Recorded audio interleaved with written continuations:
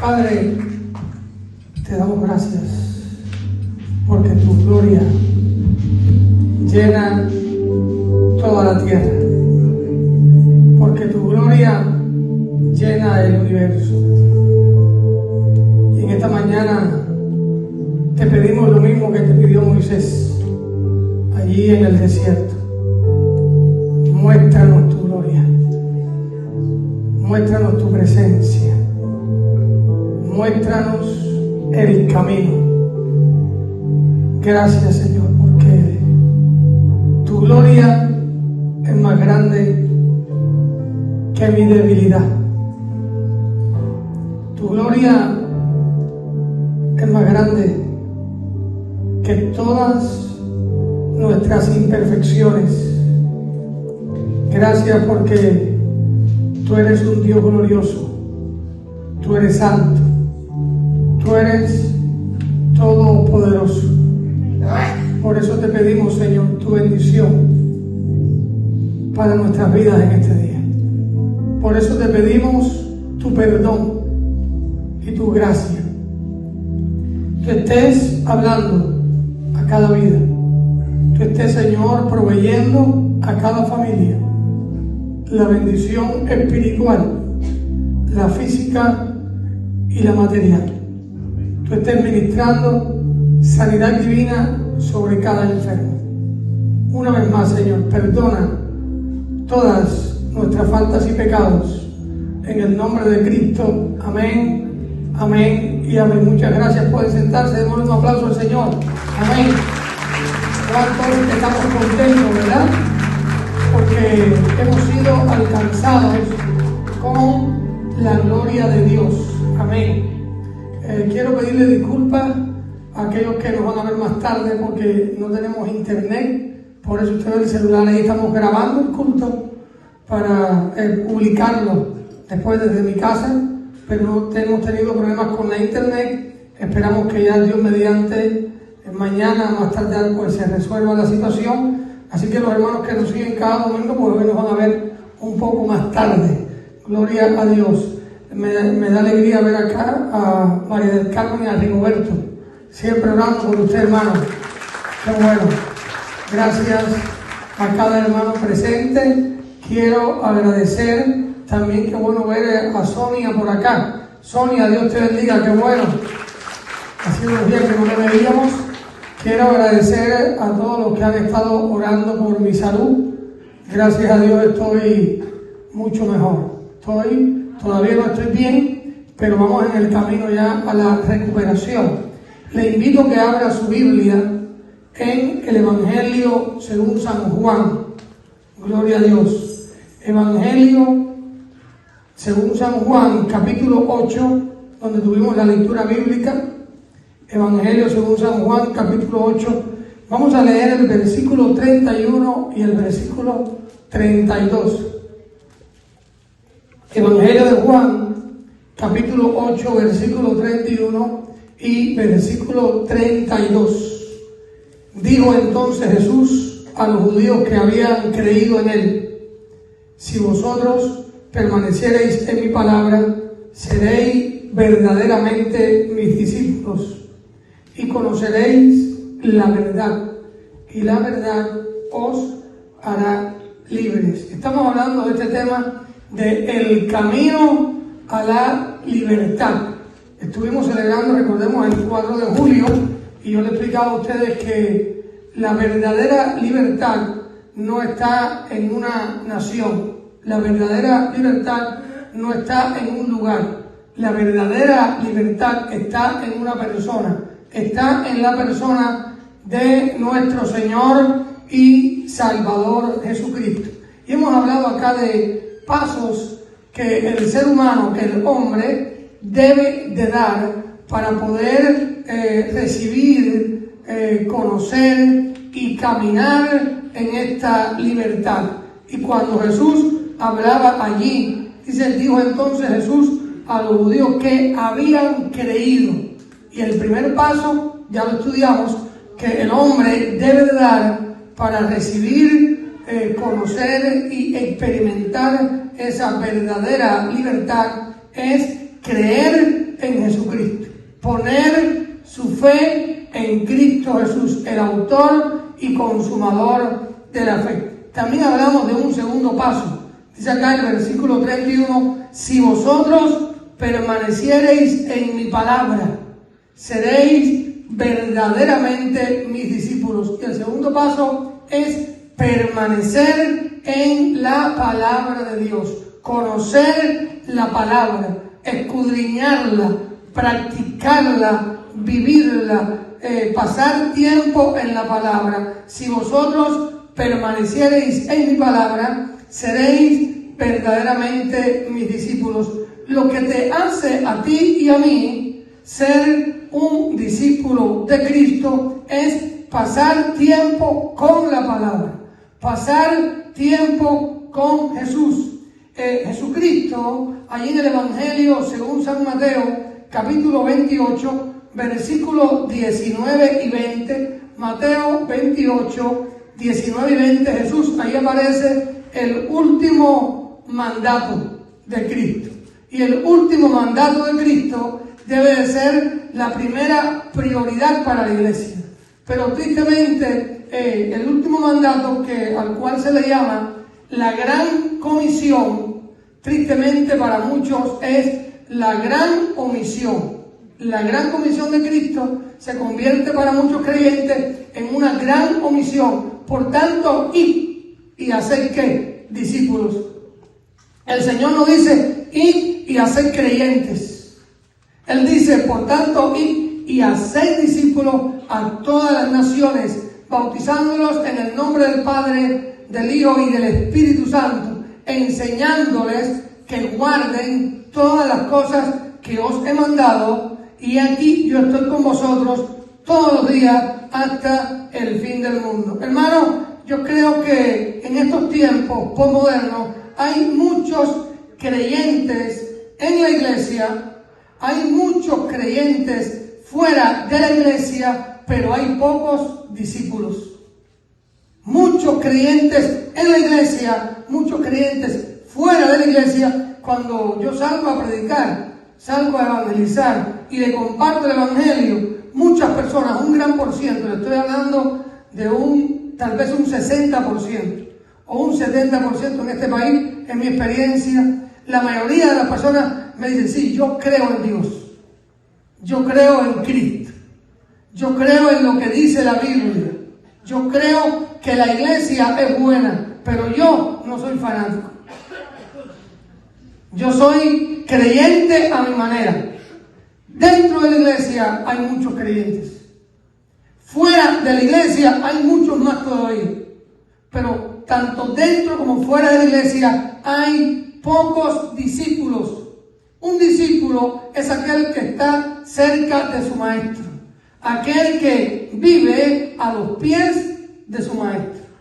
Aquel que aprende directamente de su maestro y que obedece a su maestro. El camino a la libertad, hermano, se llama discipulado. Se llama de aprender y pasar tiempo en la palabra de Dios. Aprender y poner en práctica la palabra de Dios. Si usted no es un discípulo de Jesús, no va a conocer, no va a recibir la verdadera libertad que tenemos en Cristo. Hay que ser un discípulo, poner en práctica lo que la palabra nos enseña, vivir en comunión con Jesús. Cuando yo veo a alguien que lleva tiempo en la iglesia y hace algo horrible, a mí personalmente no me molesta. A mí lo que me da es mucha tristeza. Y nunca me pregunto, ¿y será cristiano? ¿Saben qué es lo que yo me pregunto? ¿Quién lo habrá discipulado? ¿Y en discípulo de quién lo convirtió? ¿Por qué? Porque el cristiano que no ha sido discipulado, que no es un discípulo de Cristo, hermano, va a vivir muchas veces en la carne y no se preocupa por vivir en comunión con Dios. Si tú no llegas a ser un discípulo de Cristo, no habrán cambios grandes en tu vida. ¿Por qué? Porque solo eres un creyente, un asistente que asistes al culto, que vienes, escuchas el sermón del pastor, te vas, te sientes satisfecho con 40 minutos, con 1 hora o con 2 horas en 7 días. Si usted diariamente no lee la palabra, no ora, no vive en comunión con Dios, nunca apartas un día para ayunar, hermano, quiero decirle algo, eres un creyente. Necesitas ser discipulado. Esa verdadera libertad. Y conoceréis la verdad. Y la verdad os hará libre. No será una experiencia en tu vida. Y no es que no creas en Dios. Usted cree en Dios. Y no es que no creas en la Biblia. Usted cree en la Biblia. Pero no vive en comunión con Dios.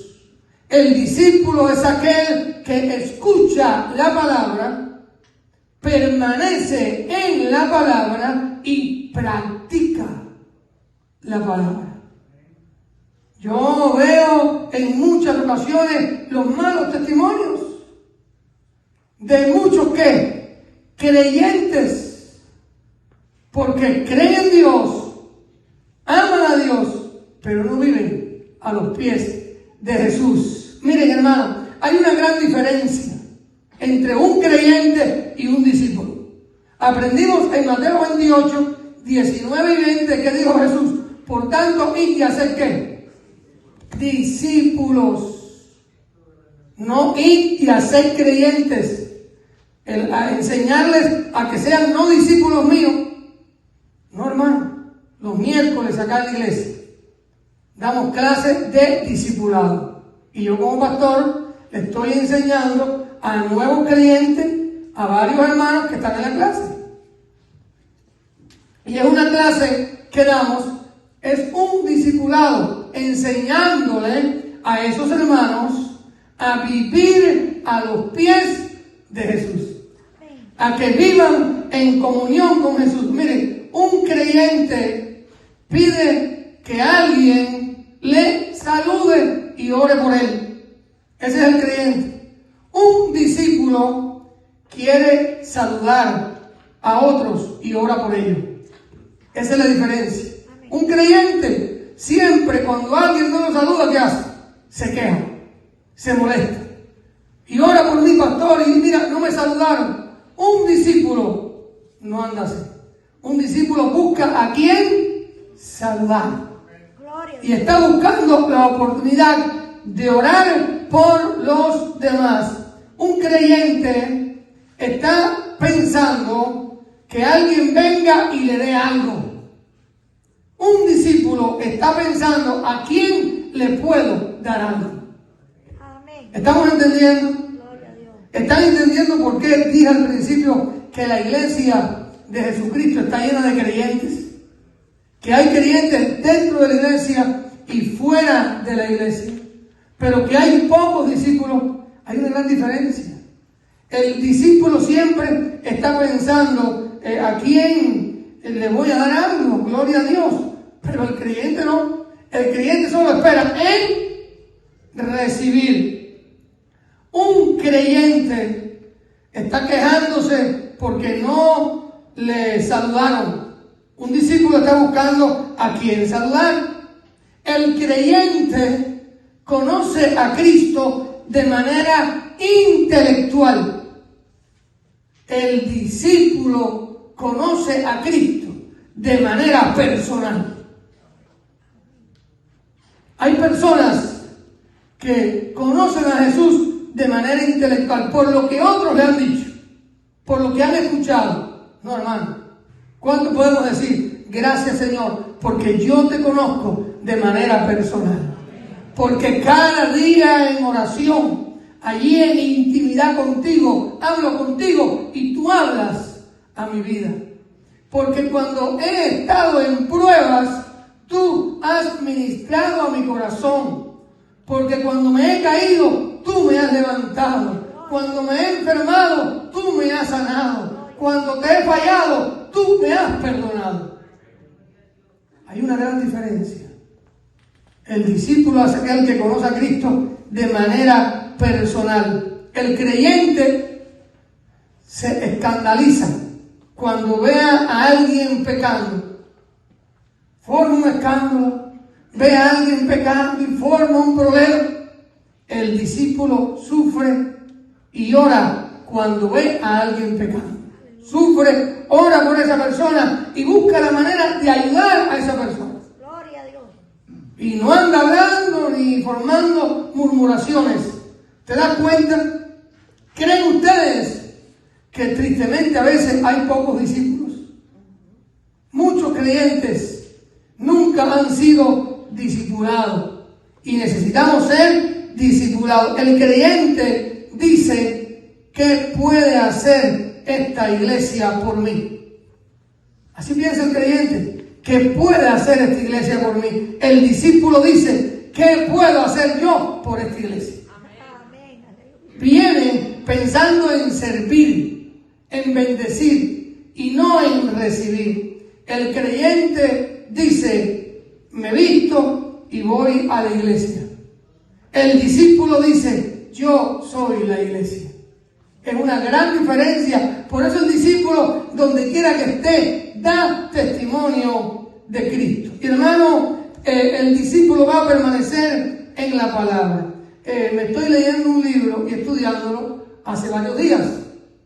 El hermano Juan me lo regaló. El camino a la libertad. Este libro es muy importante con este tema. Este libro se titula Una iglesia emocionalmente sana.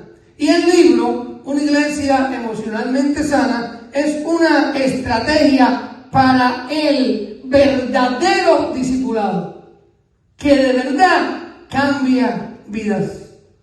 Porque yo no hago nada con discipular a la gente a que me siga a mí, a que me apoyen a mí, a que me respalden a mí. No, hermano. El verdadero discipulado pone a Cristo en el centro de su vida. Cristo es el centro. Se trata de seguir a Cristo, obedecer a Cristo, servir a Cristo. Y este libro da algunas enseñanzas muy buenas. Voy a pasar algunos toques por encima. Yo le he añadido otras cosas, porque un libro, hermano, muy bueno, por muy bueno que sea, no es como la Biblia. La Biblia es lo más importante. Pero hay buenos libros cristianos que usted los lee, usted los estudia y usted pues se queda con lo mejor. Y lo que usted no, pues lo desecha. ¿Me están entendiendo? No es como la Biblia. En la Biblia yo no puedo desechar nada. En la Biblia no debo desechar nada porque es palabra de Dios, desde Génesis hasta Apocalipsis. Y este libro habla de que la salud de toda iglesia, ministerio, y yo le añado esa frase que no aparece en el libro, de todo hijo de Dios, la salud de toda iglesia, ministerio y de todo hijo de Dios depende en lo fundamental de la salud emocional y espiritual de su liderazgo y de sus miembros. Es decir, que entonces no, si mi salud emocional no está bien, es probable que mi salud espiritual tampoco lo esté. Y una iglesia emocionalmente sana es una iglesia que sus líderes, que sus miembros, ¿cómo es?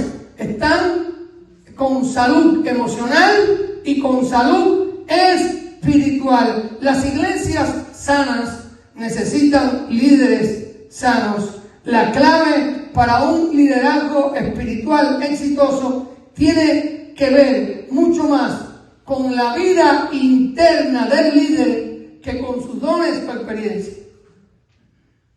Hermanos, el éxito está en que nosotros, si yo como pastor no busco de Dios, no dependo de Dios, si mi salud emocional no está bien y vengo acá y solamente uso mis dones, porque tenemos dones, tenemos talentos, tenemos capacidades, eso no es lo más importante. No, hermano, lo más importante es la vida interna, lo interno, lo que hay en tu corazón, lo que hay en mi corazón. La clave para un liderazgo espiritual exitoso tiene que ver mucho más con la vida interna de esa persona que con sus dones o su experiencia. Y hay muchos creyentes, hay muchos líderes que usan más como recursos su experiencia, sus talentos, que su vida interna, emocional y espiritual. Aquí están los músicos. El músico que tiene el talento de cantar, canta. El de tocar el piano, la batería, cualquier instrumento. Tiene el talento, tiene la capacidad, tiene la práctica. El pastor, ya uno tiene experiencia como pastor predicando. Pero hermano, si yo dependo solo de mis talentos, solo de mis dones, y por dentro estoy en mi corazón con amargura, resentimiento, enojo, ira, odio, rencor, pecados, y no resuelvo esa situación interna, hermano, ahí no va a haber bendición, ahí no va a haber éxito. Gran parte del discipulado de un cristiano tiene que ver con las emociones.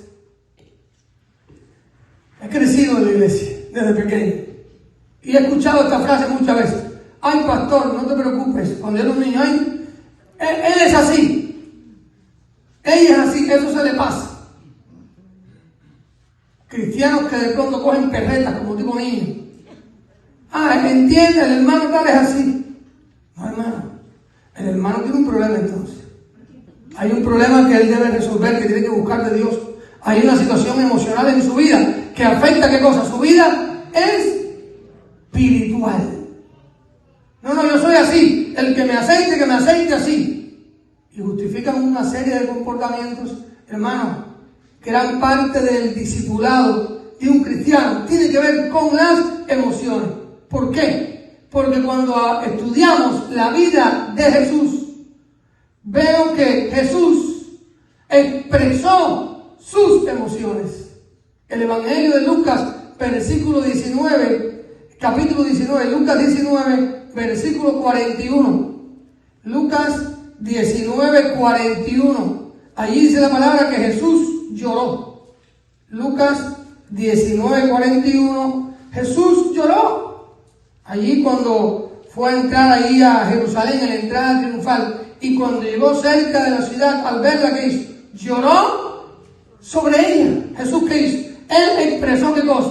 Sus emociones.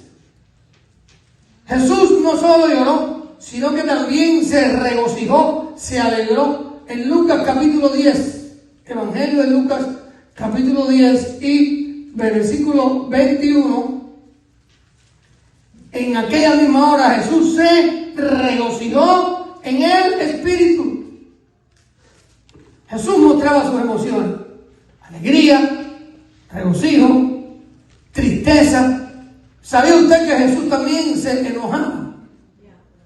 Vamos a ver Marcos capítulo 3, Evangelio de Marcos. Vamos a ver Marcos capítulo 3 y versículo 5. Entonces, mirándolos alrededor con enojo e entristecido. Aquí hay una escena muy importante.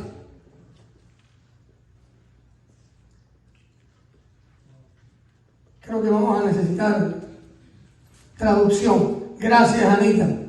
Gracias, hermana. Gracias. Así que preparen ahí, por favor, para la traducción. Dios le bendiga. Vamos a Marcos capítulo 3 para que ustedes vean este momento. Otra vez entró Jesús en la sinagoga, donde allí se reunían, ¿no?, para dar culto. Y había allí un hombre que tenía seca una mano, un hombre enfermo con una mano seca. y le acechaban para ver si en el día de reposo le sanaría, a fin de poder acusarle. Entonces dijo al hombre que tenía la mano seca: levántate y ponte en medio. Y les dijo, Jesús le pregunta a los que estaban allí: ¿es lícito en los días de reposo hacer bien o hacer mal? ¿Salvar la vida o quitarla? Pero ellos, ¿qué? Callaban. Pero como Jesús conocía lo que había en sus corazones, la maldad, ellos hubiesen preferido que él no lo hubiese sanado, porque eran religiosos. ¿Me están entendiendo? Y Jesús entonces, mirándolo alrededor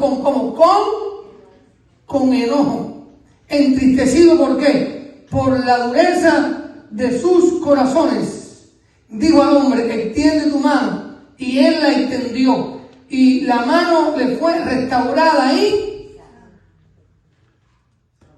Jesús no dejó de hacer el bien, no dejó de hacer su obra, no dejó de llevar a cabo su ministerio, aun cuando muchos no lo aceptaban, lo repudiaban y buscaban la ocasión para acusarle y para hacerle caer.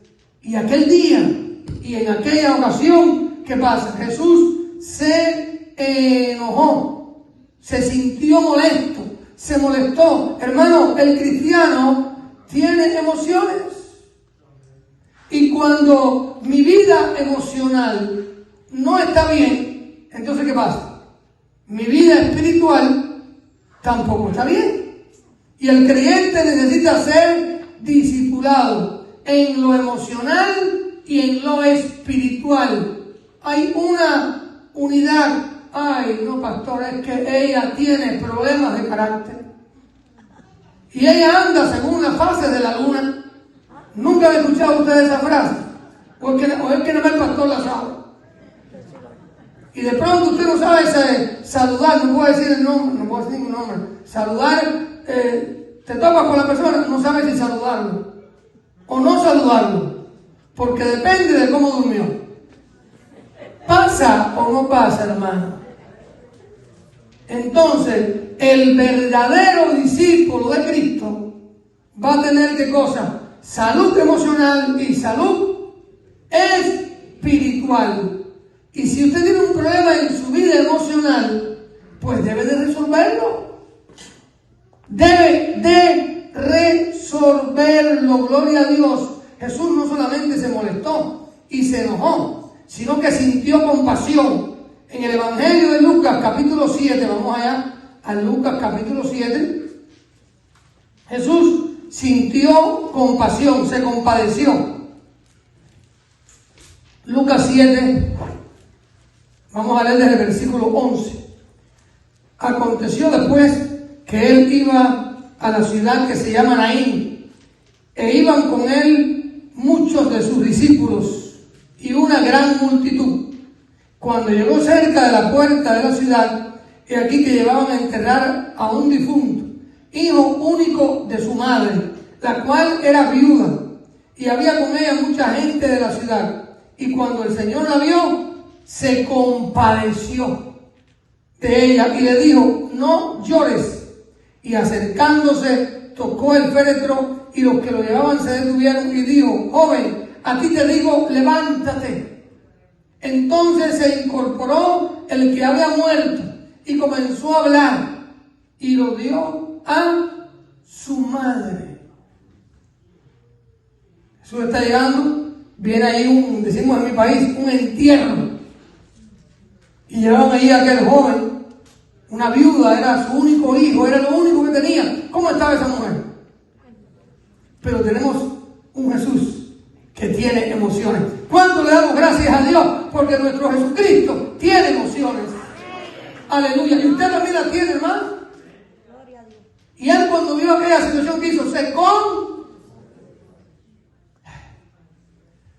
si ves a tu hermano tener necesidad y cierras contra él tu corazón, ¿cómo mora el amor de Dios en ti? El próximo domingo vamos a estar recogiendo la ofrenda misionera. ¡Qué bendición! A mí me da una alegría cuando llegue ese domingo, porque es la oportunidad que tengo para dar para la obra misionera. Trae la mía hoy, pero dice que voy No, el domingo que viene, hermano. Vuelva a traer, que no se le quede. que no se Y anime a que más gente en su casa traiga también para la misión. Amén. Hermanos, qué bendición. Gracias, mire, estamos ayudando la obra en Nicaragua. Ahora Will y Eunice viajaron a Honduras. Están en Honduras, que Dios los bendiga y los guarde allá.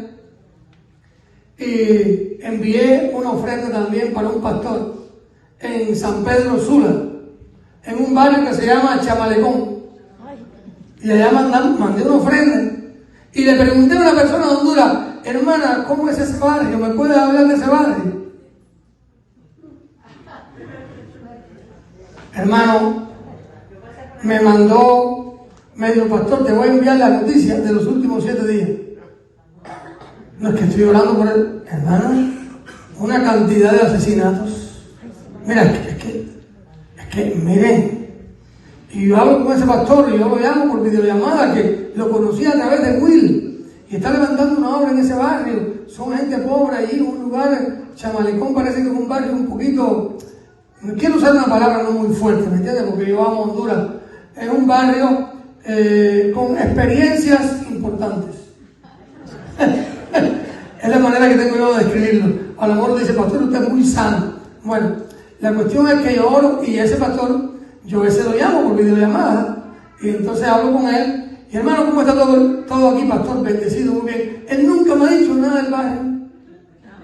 Estamos bendecidos, y me manda fotos de los hermanos, un local humilde, ¿no? Pero hermano, dar, sentir compasión. Y cuando vi esa noticia de lo que pasa en Chamalecón, yo sentí compasión. También sentí un poco de miedo, vamos a ser sinceros. Sentí miedo. Y la hermana me dijo, pastor, a usted no se le ocurra ir a Chamalecón. Y si usted va, tiene que entrar en ese barrio con personas que sean de allí. No se aparte de esa persona. Y una serie de recomendaciones que hay, Señor, obra. Pero ¿cuántos creemos que el Dios que está con nosotros aquí está también con los hermanos en Honduras? Amén. Y los cuida y los guarda. Amén, hermano. Gloria a Dios. Así que el domingo, usted y yo tenemos la oportunidad de mostrar compasión. ¿Saben lo que significa la palabra compasión? El concepto más o menos explicado. Usted tiene compasión de alguien cuando tienes el dolor de esa persona en tu corazón. Compasión es una palabra compuesta, igual que misericordia. Misericordia es una palabra compuesta. Miseria es miseria, cordia es corazón. Y cuando usted le dice a Dios, ten misericordia a mí, usted le está diciendo que mi miseria toque tu corazón y no me deje el juicio que yo merezco. Y cuando uno tiene compasión de alguien, el Evangelio de Lucas presenta a Cristo como el compasivo Hijo de Dios, como aquel que sentía el dolor de los demás en su corazón. Y el cristiano tiene emociones y tenemos que sentir compasión por los que sufren y por los que están en prueba. Y Cristo aquel día, cuando vio, ¿qué hizo? No, mira, se compadeció y le dijo a la mamá, no llores. ¿Cuántos creemos que Cristo es la solución? Amén. Entonces, hermanos, si usted lo cree, que Cristo es la solución, confíe en Él. Miren, Jesús también se asombró en el capítulo 7, en el mismo capítulo 7, versículo 9. Jesús sana allí al siervo de un centurión, al siervo de un militar romano. Y cuando Jesús escuchó lo que este hombre le dijo en el versículo 8, capítulo 7 de Lucas, porque también yo soy hombre puesto bajo autoridad y tengo soldados bajo mis órdenes, y digo a este, ven y va, y al otro, ven y viene, y a mi siervo, haz esto y lo hace. Al oír esto Jesús se maravilló, porque el centurión creyó que Cristo, desde la distancia, ¿qué podía hacer? Sanar a ese hombre enfermo. Y cuando Cristo escuchó a este hombre que no era judío, que era romano, la fe que tenía la convicción de fe que tenían, Jesús se asombró. Él se asombró. Uno a veces se asombra con ciertas cosas y con ciertas personas. Jesús también sintió angustia, como digo, y se entristeció. Hermano, yo leí en este libro este pensamiento que me gustó mucho. Jesús era cualquier cosa menos un Mesías emocionalmente congelado. ¿No? Él sentía dolor, tristeza, asombro, enojo, angustia. Y él no era ni es un Salvador, un Mesías, un Cristo emocionalmente congelado. ¿Ha conocido usted a cristianos que están congelados? En mi país dicen montón pila, brujón puñado. Cristianos que están congelados emocionalmente. Ven aquel hecho leña, no sienten nada. Llega el día de la ofrenda misionera, ponemos el video allá a los niños de Nicaragua, emocionalmente congelados. La esposa destrozada o el esposo allá destruido. ¿Me están entendiendo? La vida emocional está unida a la vida espiritual, y el cristiano, el Hijo de Dios, necesita ser un discípulo de Cristo, correctamente discipulado, porque si usted y yo no hemos sido correctamente discipulados, no vamos a experimentar la verdadera libertad que tenemos en Cristo. En muchas ocasiones, Jesús, ¿qué hacía? Se apartaba de la gente. Él se apartaba de las multitudes, se apartaba de los discípulos de él, de todos. Y iba y se ponía ¿qué? A orar. Porque su relación con el Padre lo liberaban de las presiones de aquellos que le rodeaban. Él estaba rodeado de personas. Llegaba a una ciudad y sanaba a los enfermos. La gente venía a escucharlo. Los fariseos, los escribas, los saduceos venían a condenarlo, a acusarlo. Pero en muchas ocasiones, ¿qué hacía Jesús? Se apartaba de todo el mundo. Porque iba a conversar con su Padre Celestial. Recordemos que Jesús era 100% Dios y 100% hombre. Era humano, también como usted era Dios, pero era humano y tenía que tomar agua porque le daba sed, y que comer, y que acostarse. Y cuando veía una injusticia que hacía, se molestaba. O una gente incrédula, se molestaba. Y cuando veía a alguien sufriendo, sentía compasión. El cristiano, hermano, el creyente tiene vida emocional y vida espiritual. Y yo no puedo descuidar mi vida emocional. A veces usted se siente triste o no se siente triste.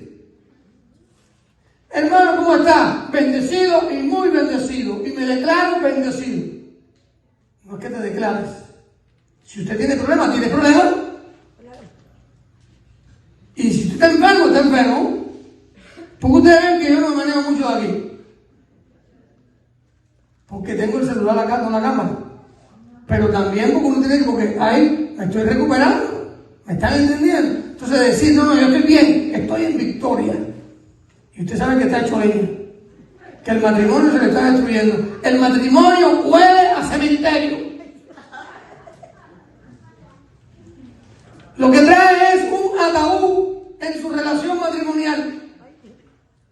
Cuando a veces yo he dado consejería, que le digo, hermano, ¿cómo está su matrimonio? Pastor, un cadáver. Ese muerto no hay que lo resucite. Sí, porque es verdad.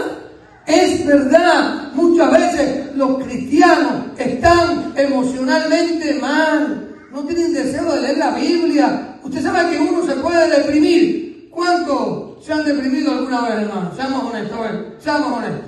Solo el pastor, estoy mal. Estoy mal. Gracias. Yo hice Este libro que me estoy leyendo tiene varios exámenes. Y hice los exámenes con sinceridad, con honestidad. Y en uno de ellos salí tan mal que yo me asusté. Estoy grave. Y yo estaba allí, como estaba de reposo, haciendo el examen en el libro, muy concentrado. Y mi amor entró y vio la nota. Vio cuánto cogí. Y dijo, oye, ¿y tan mal estás? Y me dijo, yo no hago ese examen. Si tú estás así, ¿cómo estoy yo? Sí, hermano. Porque a veces nuestras emociones, ¿qué pasa? Hay que ser honesto. Hay que ser honesto. A veces queremos aparentar con una sonrisa, pero detrás de la sonrisa que hay. Entonces tenemos que entender a los demás que tenemos emociones. Ahora ustedes se quedan preocupados. El pastor está muy mal. Si ore por mí, yo tengo de herencia unos cables que se me quemaron. Pero Dios está trabajando en ellos, hermano. El Señor está trabajando en ellos. ¿Cuántos creen que Dios ha obrado en nuestra vida? Y que Él quiere seguir obrando en nuestra vida. Gloria a Dios. Y hermano, Jesús, ¿qué hacía? Él dejaba las multitudes, iba a orar. Su relación con el Padre Celestial lo liberaban de esas presiones. Él no tenía temor de vivir su única vida allí y su misión ahí, respondiendo a los demás.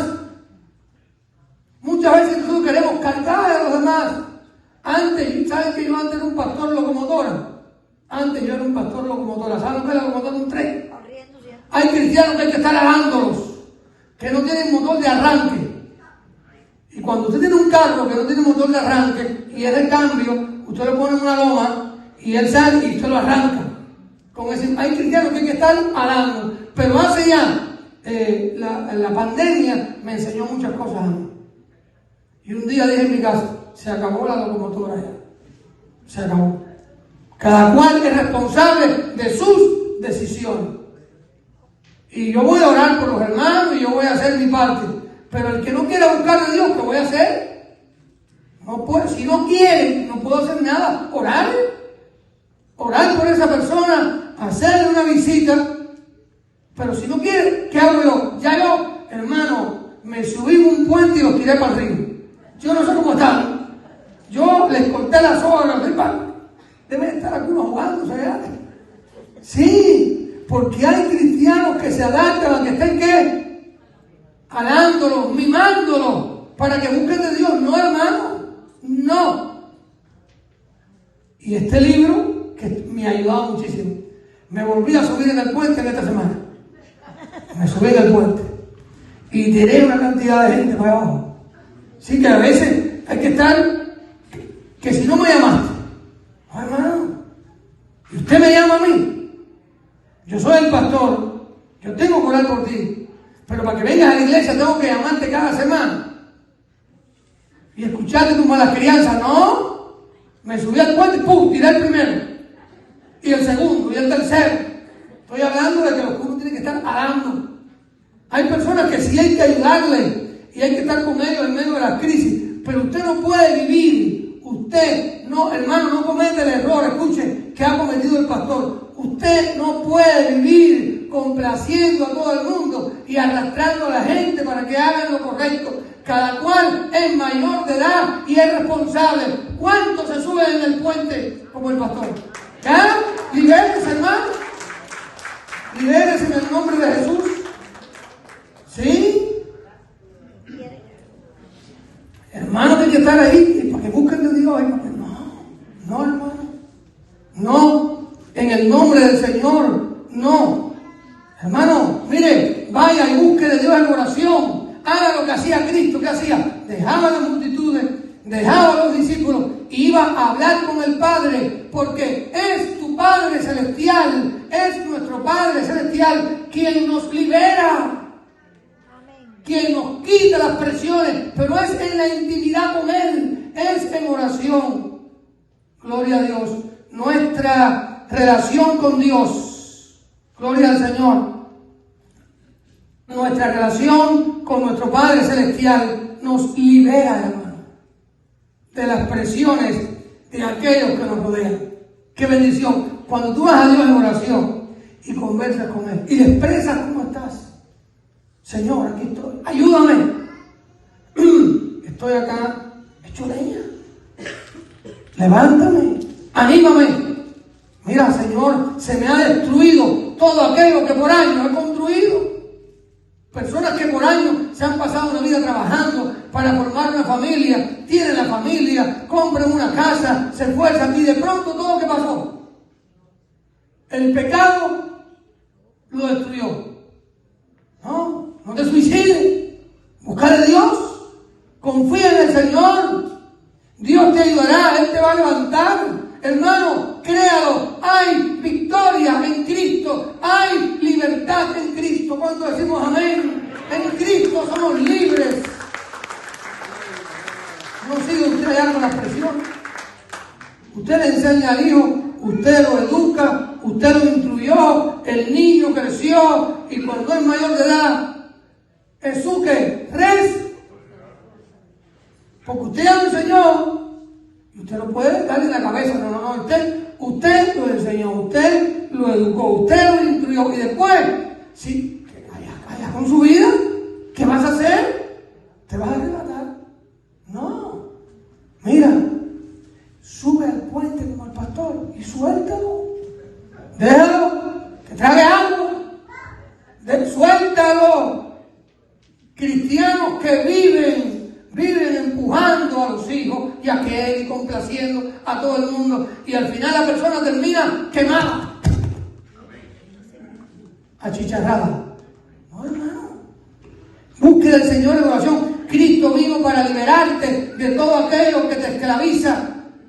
La vida espiritual está tan ligada a la vida emocional que no es posible que un cristiano que sea espiritualmente maduro mientras se mantiene emocionalmente inmaduro. Escúchenlo, lo voy a repetir. La vida espiritual, tu vida espiritual, tu vida de oración, de consagración, de santidad, de servicio al Señor. La vida espiritual está tan ligada, tan mezclada a la vida emocional que no es posible que un cristiano sea espiritualmente maduro mientras se mantiene emocionalmente inmaduro. ¿Ya están entendiendo? Cuando yo soy inmaduro emocionalmente, ¿cómo voy a estar espiritualmente? Inmaduro también. Inmaduro. Por eso es que para eso es el discipulado. El cristiano necesita ser discípulo. Ser discipulado, un discípulo de Cristo. Para que esa persona pueda estar sano emocionalmente y sano espiritualmente. La salud emocional y la salud espiritual son inseparables. Las emociones son el lenguaje del alma. Son el lenguaje que le dan una voz al corazón. El domingo pasado yo estuve acá. Y un gran por ciento de hermanos no sabía que yo estaba enfermo. Yo se lo digo a mi Dios. Confío en mi Dios. Vine acá y prediqué. Y los que están en amanecer con Dios, ¿cómo me ven ahí? Por la mañana. Escachado, pero ahí confiando en el Señor. Hecho leña, pero ahí. ¿Verdad? Sí, ¿qué hago yo? No, hermano, yo voy delante de Dios en oración. ¿Cuántos de verdad creemos que Dios tiene poder para resolver muchos de nuestros problemas? Amén. Por eso en esta mañana yo te invito a que tú puedas ir delante del Señor, hermano, y hablar con Él y confiar en Él. Creer en Jesucristo, permanecer en la palabra, te convierte en un discípulo de Jesús. Conocer la verdad, que dice Juan 8:31, ya casi vamos a terminar.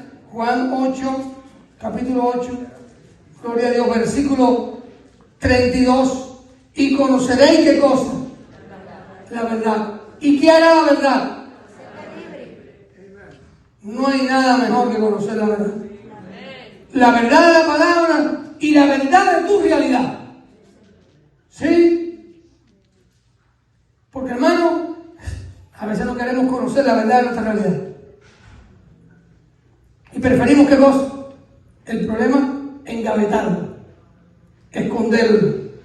Y vemos una situación, ahí no la hablamos. No, hermano, la verdad de la palabra te libera. Cristo te libera, Cristo me libera. Pero usted también tiene una verdad personal en su vida matrimonial, en su vida familiar.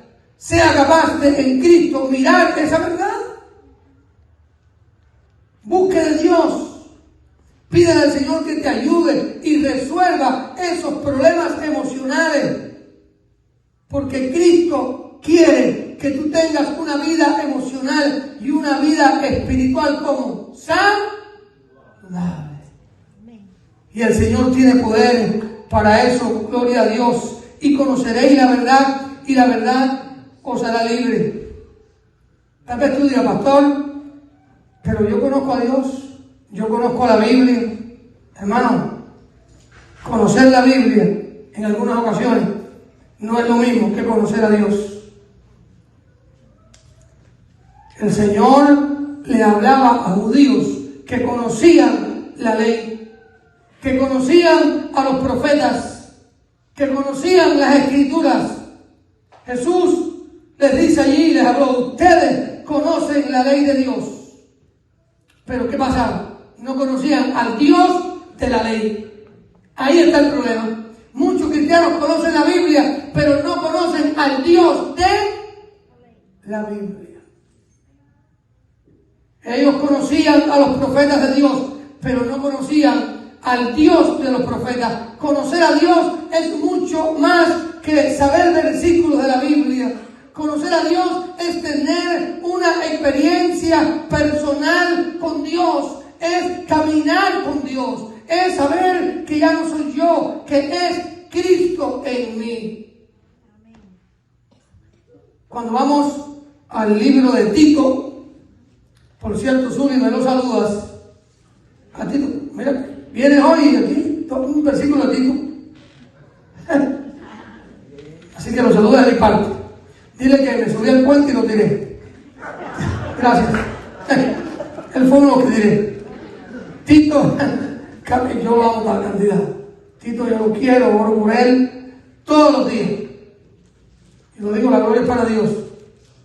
Zuli y su familia, Tito, Brian, Genesis, Stephanie, Jefferson, Sonia, los otros que han llegado, todos, están en mis oraciones diarias. Tito capítulo 1, versículos 15 y 16. Todas las cosas son puras para los puros, mas para los corrompidos e incrédulos nada les es puro, pues hasta su mente y su conciencia están como corrompidas. Profesan conocer a Dios, pero con los hechos lo niegan, siendo abominables y rebeldes, reprobados en cuanto a toda buena obra. Aquí habla la palabra. Estas personas profesaban que conocer a Dios, pero no lo conocían. Hermano, por sus frutos los... Mire usted, yo puedo saber teología, yo puedo predicar, puedo ser un pastor, pero si no tengo fruto, no he conocido a Dios. Ahí está el problema de muchos en estos tiempos, que tenemos problemas en los frutos, que los frutos que damos no son de cristianos. Conocer a Dios no es decir, yo conozco a Dios, yo conozco a la Biblia, pero no practico y no me obligues, y yo creo de manera y no necesito congregarme, y no. Usted, Señor, no ha nacido de nuevo.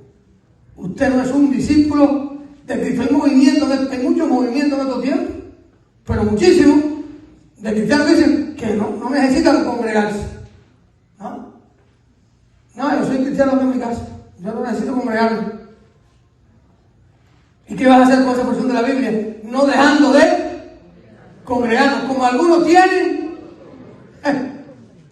No que es un solo versículo, uno es suficiente, hermano. Uno es suficiente. Es palabra de Dios, es eterno. Viene de Dios. Entonces tenemos que aprender, hermano, que hay que tener una relación personal con Jesucristo. Santiago, ¿qué es lo que es Santiago? Vamos a Santiago capítulo 2, versículo 19. Santiago capítulo 2, versículo 19. ¿Tú crees que Dios es uno? Bien hace. También los demonios creen. ¿Entiendan? ¿Tú crees que Dios es uno? Bien hace. También los demonios creen. Y no solamente que creen, tiemblan. Conocer a Dios es mucho más que decir yo creo en Dios.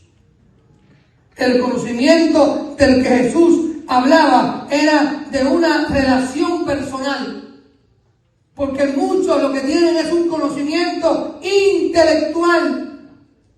Ni el conocimiento intelectual ni el conocimiento de boca me hace libre.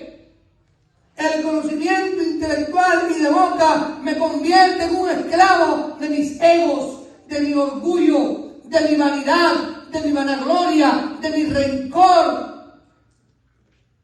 Me convierto en mi propio Dios. Porque hay personas que tristemente, hermano, la verdad, tienen mucho conocimiento intelectual, como los demonios, y creen y tiemblan. Pero cuando tú vas a los frutos que vas a ver, falta de misericordia, falta de compasión, falta de amor, falta de perdón, falta de bondad, falta de paciencia, falta de mansedumbre, falta de humildad. Si algo describe a un verdadero hijo de Dios, es la humildad, hermano. Cuando usted ve a alguien allá con arrogancia, no, hermano, ese no ha conocido a Dios. Ese es un creyente, pero no es un discípulo. Dice la palabra en Juan 17:3, y esta es la vida eterna, que te conozcan a ti, el único Dios verdadero, y a Jesucristo, a quien has enviado. Juan 17:3. Y esta es la vida eterna, que te conozcan a ti, el único Dios verdadero, y a Jesucristo, a quien has enviado. La libertad viene cuando tú conoces a Dios. Tú, hermano, usted, hermano, no conoce a Dios por escucharlo a mí predicar aquí. No. Tú conoces a Dios cuando vives la palabra que se enseña aquí. Es viviendo la palabra. Porque si escucho el sermón y no lo practico, no voy a conocer a Dios. La libertad viene cuando tú de verdad conoces a Dios. Conoces a Dios no por lo que otros dicen. Conoces a Dios por lo que vives con Dios. Hermano, el tercer paso es conocer a Dios. Y conoceréis la verdad que es Cristo, la verdad que es la palabra. Y la verdad os hará libre. Conocer a Dios, poner nuestra fe en Jesucristo y permanecer en la palabra nos convierte en verdaderos discípulos de Cristo. ¿Conoces tú a Dios lo suficiente como para saber que a pesar de la presión de este mundo, Dios sigue al control? Hermano, ¿lo conoces? Vamos a inclinar nuestro rostro ahí donde estamos. Inclina tu rostro en este día.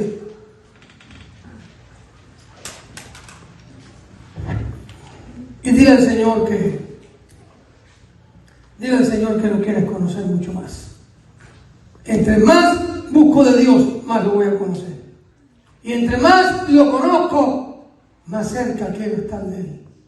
Y más sucio me veo delante de Él. Necesitas conocer más a Dios. Yo lo necesito. El profeta Elías conocía al Dios que envió aquel fuego y consumió el holocausto. El profeta Elías conocía al Dios del trueno, pero el profeta Elías no conocía al Dios del silencio. No conocía el silencio de Dios. Tal vez tú hoy estés pasando por una etapa en tu vida difícil, en la cual necesitas allí, en tu situación, conocer más a Dios de manera personal. Si tú necesitas conocer más a Dios, ponte de pie. Vamos a orar por ti. Conocer al Dios que me sana cuando estoy enfermo. Al Dios que me levanta cuando caigo. Al Dios que me da ánimo cuando me desanimo. Al Dios que provee cuando tengo necesidad. Derrama tu alma, hermano, delante del Señor. Derrama tu alma en este día. Cuéntale a Dios ahí donde está tu situación. Y dile al Señor que Él ministre a tu vida. Aleluya. Porque tú y yo tenemos problemas. Porque tú y yo, hermano, tenemos situaciones emocionales. Porque muchas veces nos desanimamos. Muchas veces estamos tristes. Yo quiero decirte algo. El Dios de la Biblia, aleluya, siente por ti. Te ama a ti. Te quiere bendecir, salvarte, perdonarte, levantarte, proveerte, enseñarme, reprenderme, guiarme por el camino eterno. Necesitas hoy conocer más a Dios. Derrama tu alma delante del Señor en este día. Dile al Señor: Señor, perdóname. Si usted le ha fallado a Dios, pídale perdón al Señor en este día. Aleluya. Hay gozo en el cielo cuando un pecador se arrepiente de sus pecados. Dile al Señor de todo corazón: Señor, quiero conocerte más. Quiero conocerte, Señor, te necesito. Mira, en mi matrimonio hay problemas, Señor. Señor, mi familia se está destruyendo, Señor. Mira, mi salud se está deteriorando. Mira, Padre, necesito trabajo. Ábreme puertas. Oh, Señor, enséñame a vivir en este país que estoy recién llegado y no entiendo nada y me siento confundido, a veces desesperado, a veces agotado, Señor, porque no tengo fuerza, Señor. Ayúdame. ¿Alguien más? Iglesia, y conoceréis la verdad, y la verdad nos hará libre. Padre, me uno a mis hermanas y hermanos que están de pie. Necesitamos conocerte más, Señor. Oh Padre amado, oh Jesús de Nazaret, sana nuestra vida emocional. Díselo al Señor, hermano. Si usted necesita que el Señor lo sane emocionalmente porque te han herido, porque te han mentido, porque te han traicionado, hay lágrimas que solo las conocen la almohada, usted y Dios, más nadie. Dios ha prometido enjugar toda lágrima que salga de nuestros ojos. Tal vez tú estés viviendo ahora por una etapa emocional muy difícil. Yo te animo a que le digas al Señor que sane, que trate con tu vida emocional, que tú puedas ser discipulado. Aleluya. Señor, me uno a mis hermanas y hermanos que están de pie. Tú conoces lo que están viviendo. Oh Padre, obra en nuestras vidas. Obra en nuestra vida emocional. Obra en nuestra vida espiritual, en el nombre de Jesús. Sánanos. Si hay alguna herida en tu corazón, dile al Señor que la sane. Si hay alguna herida porque tuviste un problema en el pasado, tal vez lo estés arrastrando, dile al Señor que te sane. Señor, sana mi corazón. Mira esa amargura, ese resentimiento, ese enojo, ese odio. Mira esa incredulidad. Señor, pon fe en mi corazón. Pon fe en mi mente. Tengo una gran necesidad de conocerte, Jesús. obra en nuestras vidas. Gracias, Señor. Gracias porque tu palabra nos enseña que creer en ti, permanecer en tu palabra y conocer la verdad, conocer a Dios, nos hace libres y nos convierte en verdaderos discípulos tuyos. Gracias, Jesús. Nos abandonamos en tu brazo, en el cual estamos muchas veces. No puedo más.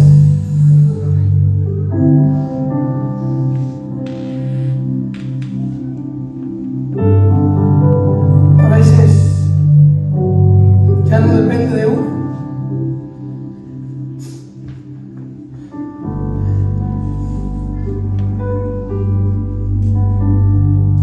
No tengas temor. Expresarle tu emoción al Señor.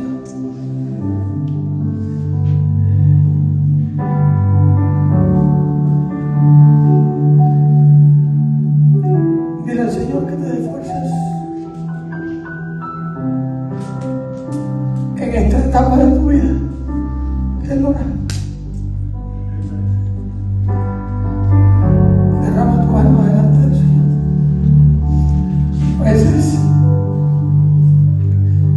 A veces la vida no es lo que tú esperabas.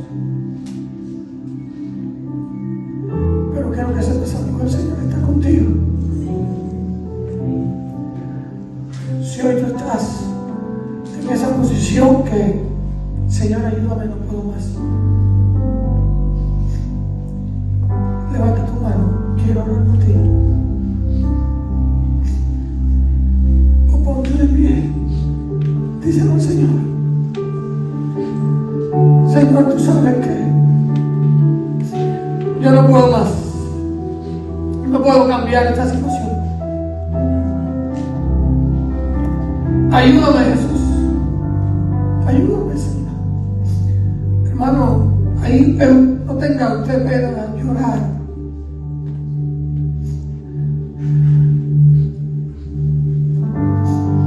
Derramar lágrimas delante de Dios es una bendición. Entrégale a Él tu problema. Entrégaselo. Y Él orará. Créalo. Dile al Señor que ministre a tu vida. Dile que te dé una salida. Pídale que abra esa puerta que solo Él puede hacer. Muchas veces a tu vida vienen situaciones, vienen cosas. Y usted no estaba preparado para eso. A veces usted ya emocionalmente, hermano, no soporta más.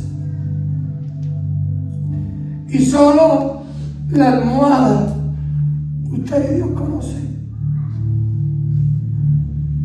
Por eso en este día yo te animo a que le digas al Señor que te ayude. Padre, en este día me uno a las lágrimas. En este día como iglesia nos unimos, Señor, a las lágrimas, a la realidad de cada hermano, Señor. Tú conoces la prueba de cada cual. Tú conoces cómo está su vida interna, cómo está su corazón. Señor, tú que eres un Dios de misericordia, un Dios de amor, un Dios de gracia, te pedimos, Señor, en el nombre de Jesús, que tú estés sanando, que tú estés restaurando, que tú estés levantando, que tú estés obrando. Hermano, derrama tu alma delante del Señor en este día. Díselo al Señor. Y Él lo hará. Díselo al Señor. Yo le voy a pedir a Jani y a José que vuelvan a cantar el cántico, por favor. Vengan para acá, canten y ahí de pie, quiera ponerse de pie y adora a Dios. Este cántico, hermano, es una bendición. Dile al Señor que esa promesa que tú tenías, dile al Señor que la haga realidad. Dile al Señor hoy, Señor, necesito de ti. Ayúdame, Señor. Adora a Dios. Aleluya.